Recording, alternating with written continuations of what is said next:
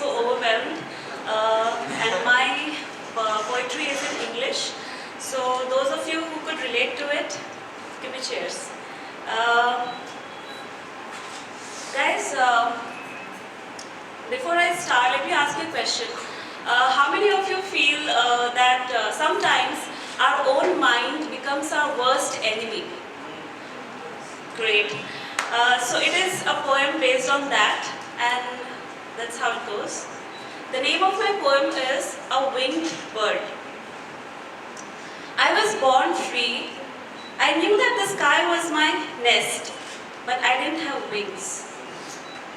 So I played with my peers and learned to walk on the ground. Then fluffed my tiny feathers and fluttered around. Until one day, I slept for long and wake up to see clouds full of fear above. I screamed for help, but rains wiped my pains away. I struggled hard to push the clouds away.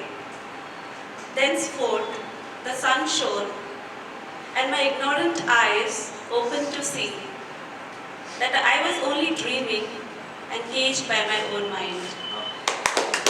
So, as you see, like this poem says, how fear cages your own mind. Like you are born a free soul, and you can decide what you want to do in your life because you take charge of your own life, right? But when fear, when you're caged by fear, you feel very bad, you feel hurt, sometimes you feel inferiority complex.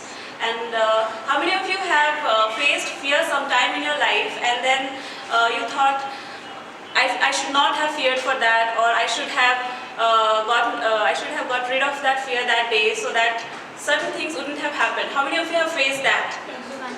Wow, great. Everyone. Yeah. So this poem that I'm going to read is named as A Mistake. And the mistake is the fear.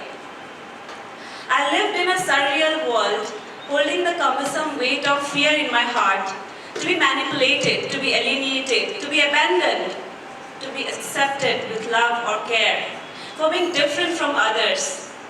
Until one day, an alarm rang in my head.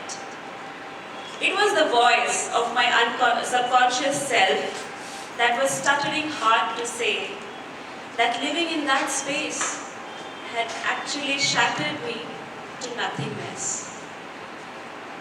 The fear that I had always scared to face had spread its reign far and wide, and all I have is a few moments to lament for allowing the pains, disguised in peace, to build an empire in my heart. Unable to stand its weight, I broke to different personalities. The colors of my life changed dramatically when looked through different views, but it was the same for me, except black and grey, as those were the only hues I could see.